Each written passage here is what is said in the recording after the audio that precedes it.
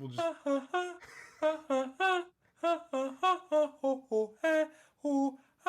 Welcome to the Weasel. Welcome to the Weasel. Whip out your dicks and shove them in your ass.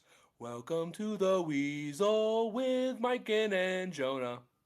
Dude, yesterday, and I honestly think this is what kicked me in the wrong direction, which is terribly sad for my state of being. But I was at work, dude. It was just fucking blistering hot. There's debris in the air. I work construction right Debris? now. Did you call it debris? Yeah, debris. Okay. I don't know. Yeah. I like saying debris, bro. Debris. All right, fair enough. All right. Debris it is. Just dude. breathe it. I'm just inhaling shit all day. Just feeling terrible, dude. Not drinking enough water. Shit's going wrong on the site. And then right next door there's a donut shop. And I was like, fuck it. I'll just go next door.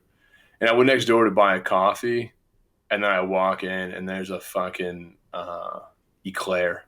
Oh. Like a cream filled chocolate covered pastry. Oh, stop it. Oh, fuck. I know. And I was love like, I'm having a bad time. And that's, even though I know that that's probably gonna spiral me, I was like, that's what I need right now.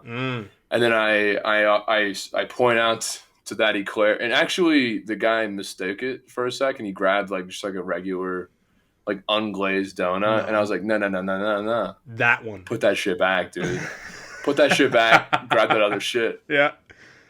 Yeah. And then I go to check out. I pull out my card, and the guy's like, has to be over $3 to use a card here. And I'm just like, give me another eclair then, motherfucker. Fuck it. No. I went to the cooler and I pulled out a bottle of Coca-Cola. Crisp, already cold Coca-Cola. And I grab it, dude, and I put my hand on the bottle and I feel the power. I feel the power of this decision washing over me. And that little voice in the back of my head is like, this is a bad idea, dude. You shouldn't do this. Yeah. And I say, shut the fuck up. Shut the fuck up. Yeah. Shut the fuck up. I put my Coca-Cola on the counter, dude. I pay for it. I grab my donut. I eat my donut at a ridiculously fast pace, like chug half of my Coca-Cola. Just inhaled the fucker. Yeah. And almost instantly, dude, I am unwell. Physically unwell. And I still have at least a couple hours in the sweltering sun of the day amidst the chaos of debris at work. Yeah. And I think that's really what it was. That sent me.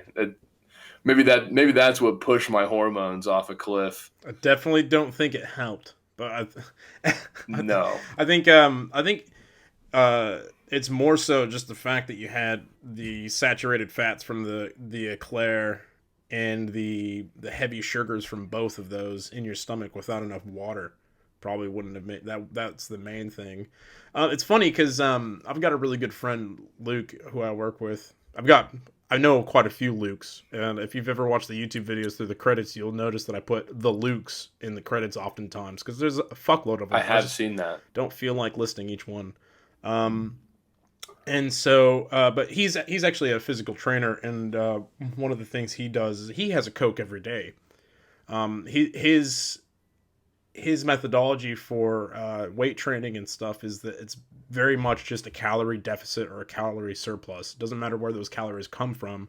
It's the calorie deficit or the calorie surplus. So he, and obviously it's very dependent on each person, but in his methodology and the school of thought where he comes up with these ideas is, it doesn't matter where your body gets the sugars from, whether it's a Coke or a piece of fruit or anything like that. Your body still recognizes and processes it as sugar. It's just when you eat, say, an orange or a banana, those sugars are coupled with the the fiber and amino acids and the nutrient rich or the nutrient denseness of that food, right? So like a Coke and a chocolate eclair, they don't have a lot of other nutrients in them. So it's just a lot of sugar just sitting in the bottom of your stomach, just fucking swirling around, not being watered down at all, fucking sloshing as you're walking around. Plus you're breathing different because of the fucking debris. Like, and that's actually something I wanted to ask you about. Like the debris that's in the air. Are you guys wearing masks? And is it a lot of drywall and stuff? Oh, it's a ton of everything. Mm. Because they're completely tearing down the inside of this building, like gutting it. So it's everything. I should be wearing a mask. Yeah. Yeah. Not. Yeah. Not though. Not though. Not though. What am I, a pussy, dude? Well, yeah, a little bit.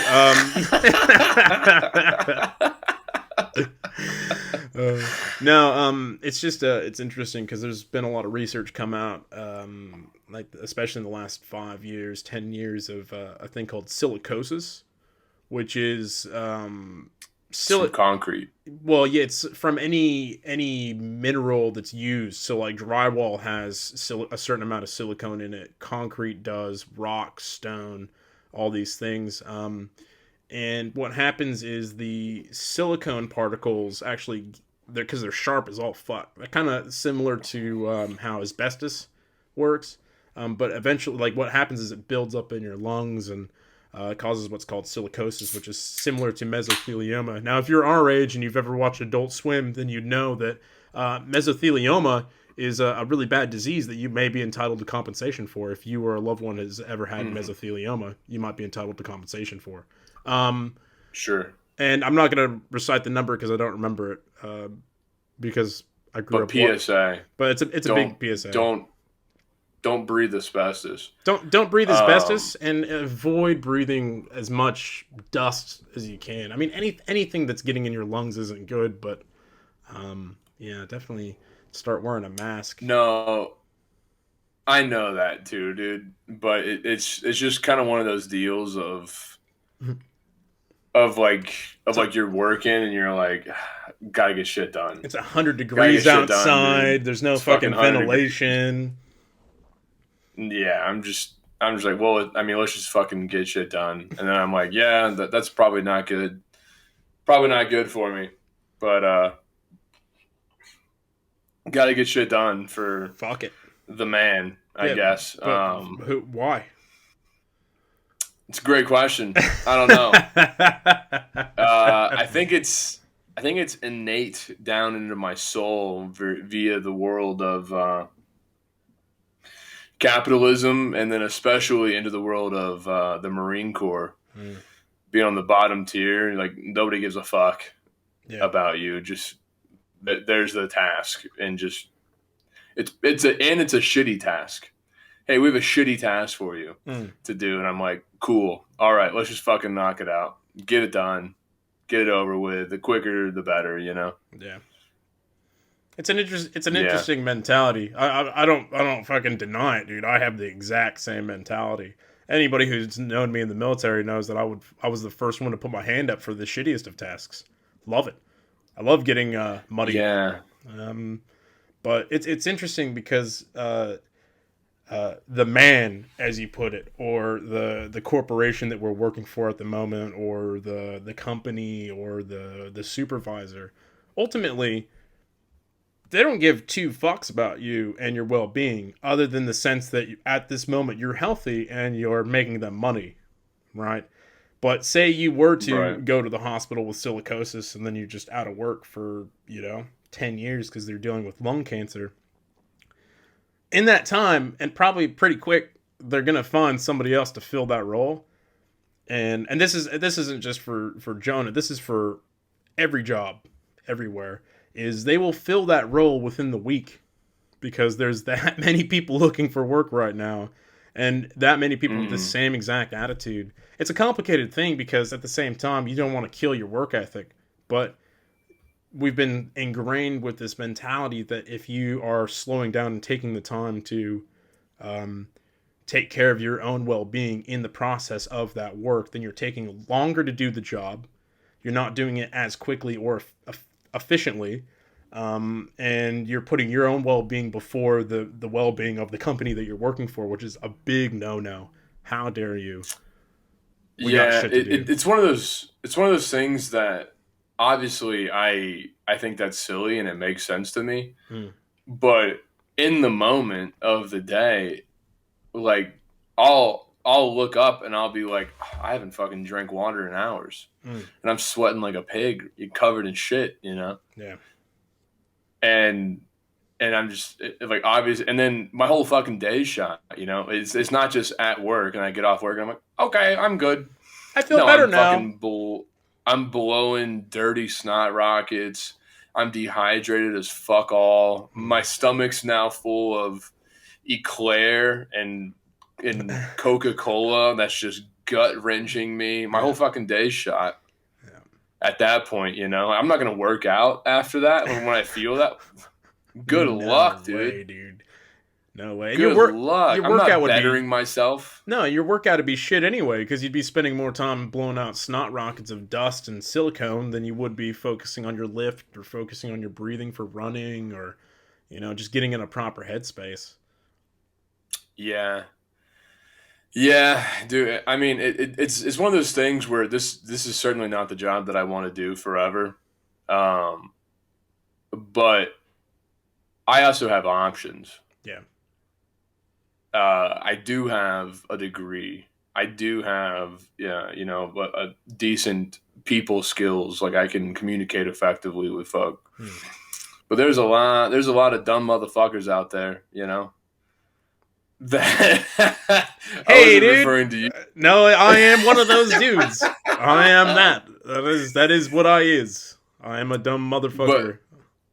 my point is that at least in the bill of goods that I've been sold, uh, I have a way out in a way. Hmm. Like I have like something else I could be doing, you know. But there's a lot of people, dude. A lot of people that don't have that, you know. Fucking working on a demo crew is the best job they could get, Yeah.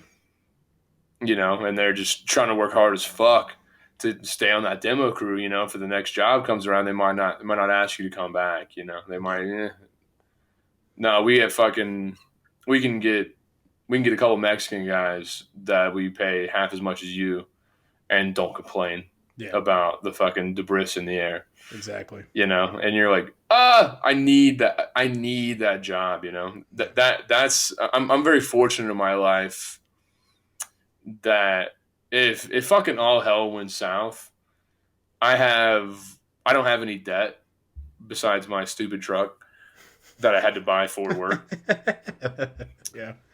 But like I have money saved up, you know, to the Hmm. point where like I would be okay for a while, and then I have the ability to find another job, need be. Right. Um, and a lot of people don't have that safety net, you know, that I don't know. I mean, I guess you can Developed. say I worked for Yeah, it, you've developed over a but period of time. And that's something is like this stuff to develop to build a safety net to get yourself out of debt. It takes a lot of time, and for a lot of people, either they don't have that time left, or the idea that it's going to take this amount of time, say 10 years.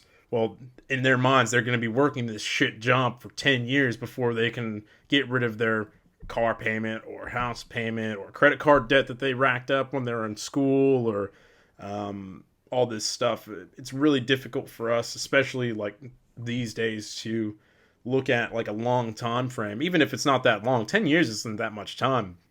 10 years fucking flies by real quick. What is it? 2022 now. 2012 was 10 years ago. Seems like ages back, but really it just like that. It just went in a blink of an eye now. But that idea that like, yeah, I'm gonna have to do this for 5 years, 8 years, 10 years, it's fucking daunting as, and it well, hurts. and then and then you're still not ahead, dude. No, you're at You think you'll be baseline. ahead. Yeah, you're at baseline. Yeah, You've managed to save a little bit of money just in case something bad happens. And in between then and like the beginning and the end of that 10 years, there's going to be heaps of stuff that happens as well. It's fucking. right. Yeah. You have a fucking like you shack up with a shitty person, you know, you're like get her pregnant or something, you know, like you get the wrong person pregnant, bro, Mm, and it's really hard to feel like your life's not over, yeah.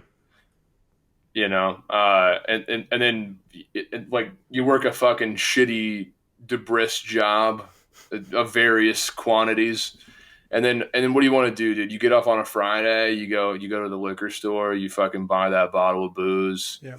drink half of it. I'm gonna go to my buddy's house who also does a fucking shitty job, and I'm gonna commiserate with him. You fucking get pulled over, get a DUI. Now you're in jail. How about that? And like what a step back that fucking is, Mm, you know? And it's really tough depending on your starting point. Your starting point in life can really make or break you, you know. yeah. I don't the whole like pull yourself up by your bootstraps argument really has its limitations. Oh, it falls apart I, once you start looking at people that grew up in the suburbs versus people that grew up in the ghetto versus people that just grew up straight homeless. Yeah. yeah, And yeah, those formative years as well, from like birth to 18, depending on what your situation is, that basically will determine your entire life unless you can somehow break out of it. But the mindset that you build between that period of time is what gives you the ability to break out of it in the first place. If you've been homeless since you were a kid and now you're in your 20s and you're working a dead end job and you feel like you're stuck, that everything that you've accomplished up to that point or haven't accomplished up to that point is what you're basing your ability to move on forward is based mm-hmm. around. So yeah, you're absolutely right. Like the idea that everybody can just pull themselves up by their bootstraps it doesn't really hold true. I mean, everybody could, but only based off of the limitations that, their mindset allows them to have, right? And financial minds or the financial set and emotional set and bloody support system support that system. Yeah, man. or lack thereof, you know. Well, that's actually interesting. That's something that we were talking about. Me and the missus went to dinner last night, and we got on the conversation of like just like different starting points in life. Mm. And we were talking about her dad, and her dad, kind of a similar situation to myself. Like grew up pretty poor, like Kansas, fucking not a lot of options, not a lot of opportunity. Yeah. And in so many words, he's so now he's like the CEO of this company, or the president of this company, and he makes fucking a really good living, has provided a lot for his kids, and himself and his missus. And if you ask him how he did it, he says that it's a combination of hard work and luck. Yeah. And I don't think I have ever agreed with something more in that sphere, because I know, and you probably do too, so many motherfuckers that work hard but aren't lucky. Mm. And you never get anywhere, man. And it's heartbreaking to see like examples of just like good people that work really hard and never get anywhere. Yeah, and they make a lot of sacrifices as well to progress forward, and it still doesn't ever work out for them. Because you have the cases of guys that work their asses off, but then in their off time, they're not taking the time to do the things that will help them become successful. They're spending too much money on alcohol, too much money on weed, buying shitty cars, getting in shitty relationships, hanging out with the wrong kind of people. But there are those people that fucking do all the right things, and they still just get the thumb down on their back constantly. Yeah. I mean, the way that I look at it is And just for example, it's like kind of the person with the silver spoon, growing up, your starting point's a lot higher. You have a lot of advantages. Mm. You can afford to take a few more risks in life as well, and like you can certainly squander it, and you can be whatever you want to be, and you're going to be probably okay, if mommy and daddy have the right amount of money, Yeah. to care for you. But if you're on the other end of the spectrum and you're starting out, you gotta navigate a lot of potholes too. You gotta make all the right decisions and navigate a lot of potholes, and get lucky. Yeah, Yeah. and like those potholes are like a bad relationship, addiction to a substance of some sort, but like getting into the wrong industry, and like just kind of getting into the mundaneness of a job, and you're fucking exhausted, and not be able to push yourself to, like, okay, so now not only do I have to work hard, I have to work harder Mm. than everybody else I know, just to reach par, and that is difficult. Yeah. Difficult, lemon difficult, dude. Difficult. It's not easy peasy, lemon squeezy. That's for damn sure. No, no, no, no. Difficult, lemon difficult. So what would you say to people that are in this predicament where they have started out from a median to low point and are navigating, especially young folk, because there's a lot of young folk out there that, um, even our age. I mean, we're not that old. We're what, coming up into our. I'm 30. You're coming up into your 30s. Fucking, it's not that old. We're halfway, not even halfway through life yet. But well, Hmm. man, hopefully, who fucking knows? Yeah, yeah, yeah. There's an asteroid coming. I don't know if Uh, everybody heard. There's a fucking asteroid. It's bigger than they've ever seen before. It's heading straight towards us, whatever that means. So, but what would you say to people? um, it's a good question. What I would say is you're fucked. No, not really. You're fucked, I mate. mean, Just stay down, more often dude. than not, more often than not, you are fucked. Yeah. Don't like that happens more often than not. It's the difficult, lemon difficult part of it is you have to do all of those things. You have to do a lot of those things right Mm, and get lucky. yeah. Like I'm kind of, and I mean, I think I'm uniquely qualified to comment on this just because I did not the bottom of the barrel socioeconomic status, but I Pretty definitely grew up poor. I grew pretty up in low in a the trailer barrel. park. Yeah, pretty low in the fucking Yeah, barrel, bro. I'm not scraping the bottom. But your barrel Growing had up, but holes, son. Your barrel got in a bad game of beer darts. I wasn't. Yeah, I was still in the scum layer of the barrel for sure. And like I think back, and there's a lot of small things in my life that could have gone differently. Hmm. If I made a slightly different situation, or like a decision at a certain time, just as easily, like I could still be in Jacksonville, Florida, living in a trailer park. Hmm. Like I don't think that was that far off for me. I don't think it was like that. I just happened to be smarter than than other people I know. I think it was a lot of luck. I had the right support system. I had the right friends that just propelled me to make certain decisions. I puberty fucking like shot me up, and like I filled out in all the right places. I got lucky with girls, and I met some really good people in my life. Hmm. Had some really good relationships in my life. I learned a lot. And like, I mean, it's a balancing act of not wanting to sell myself short, Yeah.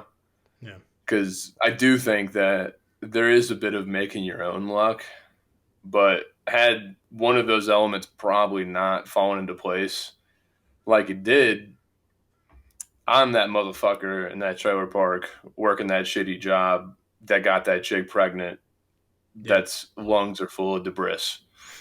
Yeah. Silicosa bris. Yeah. Yeah. And I had to, I mean, I feel like I had to work really hard just to make it to the next level. And then I'm still, maybe I'm in the middle of the barrel. I guess, it's a little less diluted or a little more diluted with, the scum of the barrel, but Yeah. shit's hard. Shit's hard. To go back to your question of what I would recommend,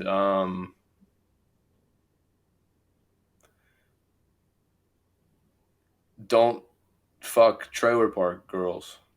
Yeah. Yeah. Or the equivalent, wherever that may be.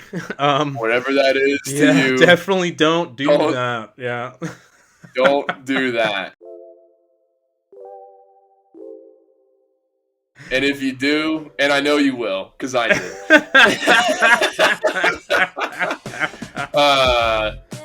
you pull out. I feel the warmth of your skin.